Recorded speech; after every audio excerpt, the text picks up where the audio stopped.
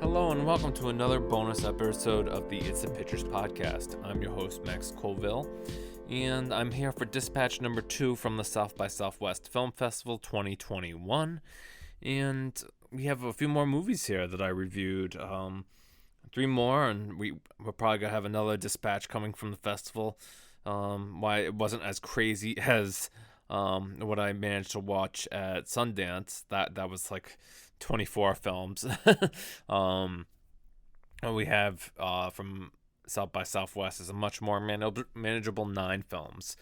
And I'm going to talk about one more conference that I sat through that I really enjoyed before getting into 3 films, Ninjababy, Language Lessons, and Recovery. So first, let's start off with that conference, shall we? The conference was of the hit Apple TV Plus TV show Ted Lasso, which has been winning a lot of awards, and if you talk to anybody who's seen it, including myself, they'll tell you it's just like a feel-good TV show. And I'm not going to use the phrase it's the TV show we need right now, because I get so tired of posts like that or like taglines using that phrase. But I do believe that if you are in a particularly sad or somber mood, Ted Lasso will make you feel better. This conference didn't include any of the stars of Ted Lasso, but rather it included Bill Lawrence, the co-creator of the show, along with 2 Ace Eddie nominated editors, AJ Cataline and Melissa McCoy, and Kip Kroger, the show's supervising producer. The 4 of them sat down and talked a little bit about the show. I thought it was pretty fun. They say that they record a lot of extra footage, and it's really important to focus on the callbacks, and that Jason Sudeikis is actually involved with the editing process as well, even though he's not as qualified as these other professionals, but he certainly has his thoughts and opinions about shaping Ted Lasso as a character, and of course the soccer team and all the other characters in the show.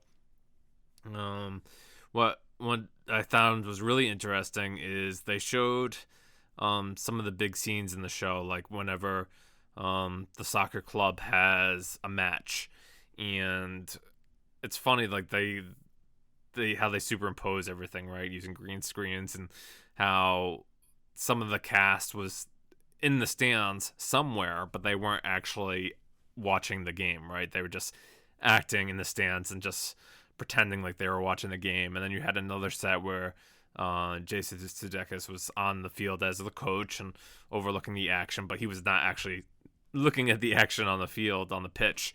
So I just thought it was really cool how the editing used to tie that all together, and really seamlessly.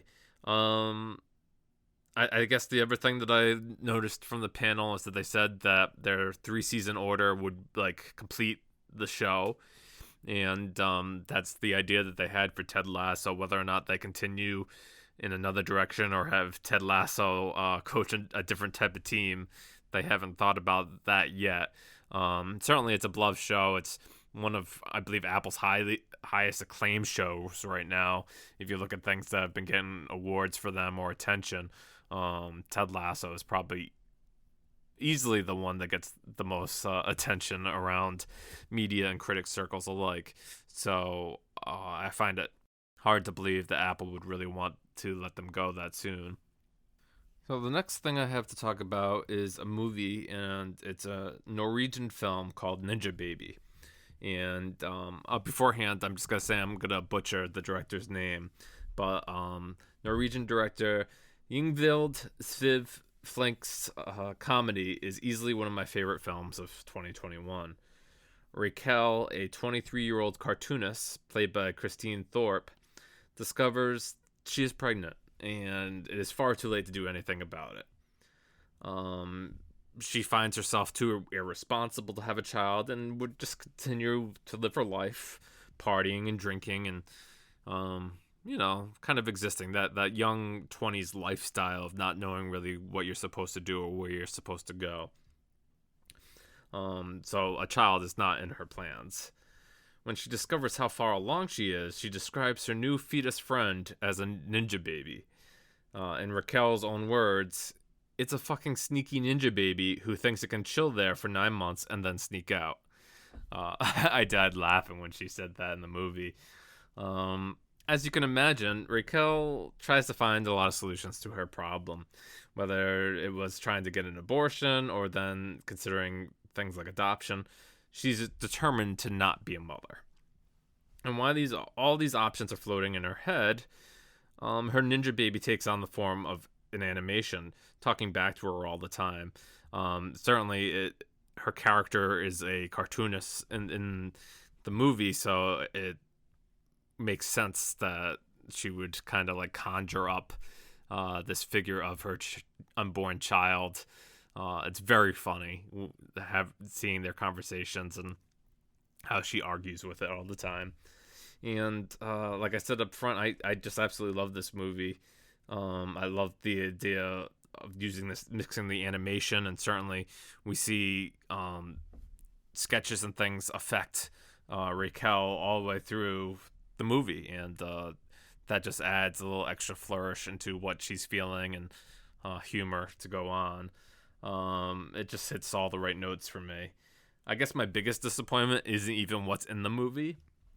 It's that there's no way that you can watch the movie without the sinking feeling that there's an American remake right around the corner. Like, this seems like it's tailor-made to be a English language film, and they're just gonna like push it along and see what happens, and that makes me sad. I think that this original is perfectly fantastic as it is, and if you get a chance, you definitely need to check it out. I think it certainly plays well past the limit of being a foreign language film and like that deterring you from watching the movie. I think there's a lot here that you can certainly relate to and love when you watch it. So that's Ninjababy. Hopefully it will come out stateside soon enough.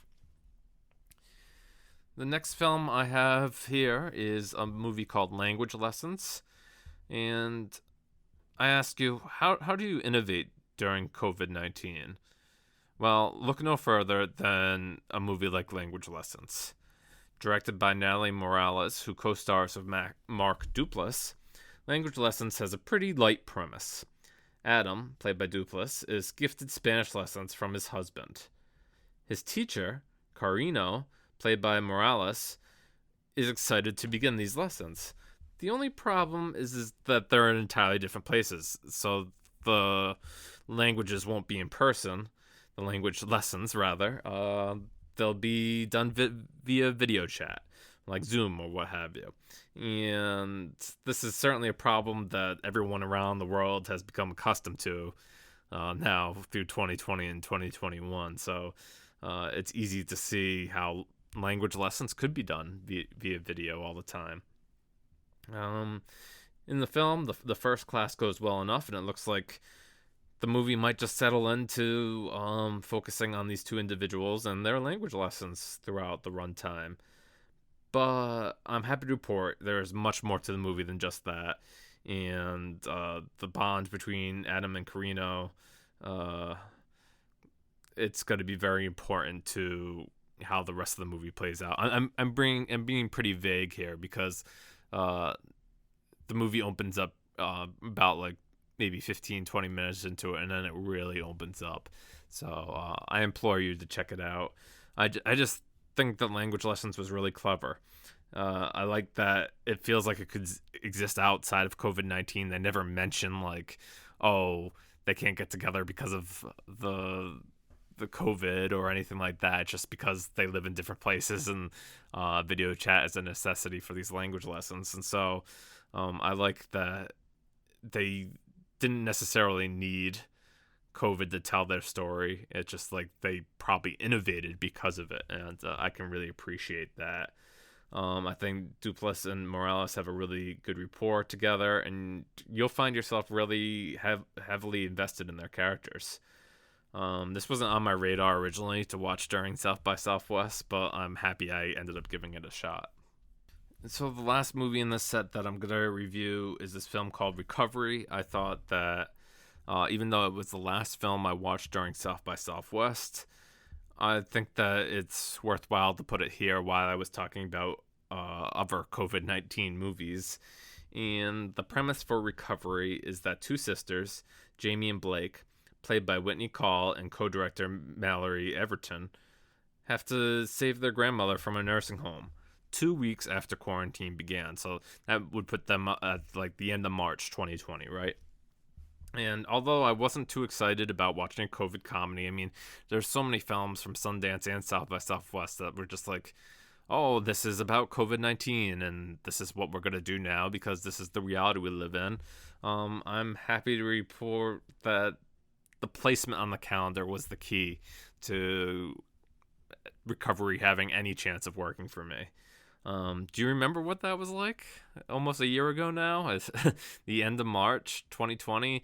It's like we had just been locked down due to quarantine, and people were afraid and unsure of what was going on in the outside world, and certainly precautions were at an all-time high. Like people were very precautious about what they were doing. In that sense, it's very funny watching Jamie and Blake over prepare in some instances, and then how they freak out about other things that don't seem like they mattered as much now. Certainly, that we know more about COVID than we did back then, so certainly our reactions to it are different. One gag in the movie, I guess spoilers for a gag in the movie if you want to go in completely blind, but it has the sisters getting gas for their road trip, and one of the sisters is going out to use the pump at the gas station, and they've run out of vinyl gloves to handle the gas pump, so that they're nervous about the germ spreading, right, for COVID. And so they just have to use what they have, and they end up using two snack-sized Ziploc bags. And if that sounds funny to you, then maybe you'll get a real big kick out of Recovery. There's a lot of that type of humor throughout. I had to be honest, though. This Recovery is something I'm a little bit more tepid on than the other two films I reviewed during this block. I could see myself getting a good chuckle out of it. Should I watch it with other people too eventually? But I just think that some of it felt like it was too soon. Like maybe if we got this movie in 5 years' time and I could use it to look back at this moment, I'd be like, oh, this is absolutely hilarious. But right now it just feels like, oh, we're in this moment, and I don't know if I can really laugh too hard at this. I think that will work as a really good time capsule come later, and like maybe people will find it one day and be like, oh, this is a really neat movie, and was this really what life was like? And they'll get a kick out of it in that way. But other moments felt like they were just like a bad SNL sketch, and we get enough of that on Saturday nights. So in the end, your mileage may vary, but why I think it was funny, it's just some parts of it felt a little slight as well. Okay, so that's this roundup of this second dispatch out of South by Southwest. As always, you can follow me on Twitter at MHCoville. The podcast is at It's the Pick Pod. My co-host John Gilpatrick is at John L. Gilpatrick. You can find us on Apple, Spotify, Stitcher, wherever you find your podcasts. Remember to review us. 5 stars help other listeners find the podcast and listen to it as well. Greatly appreciated. We have a Substack newsletter. It's the pictures at substack.com, and you can see all the latest. We had some Oscar nominees go up. I think I probably said that in the last dispatch. But yeah, check that out if you'd like. And I have one more dispatch coming from the festival. Stay tuned for that. And talk to you again soon. Bye.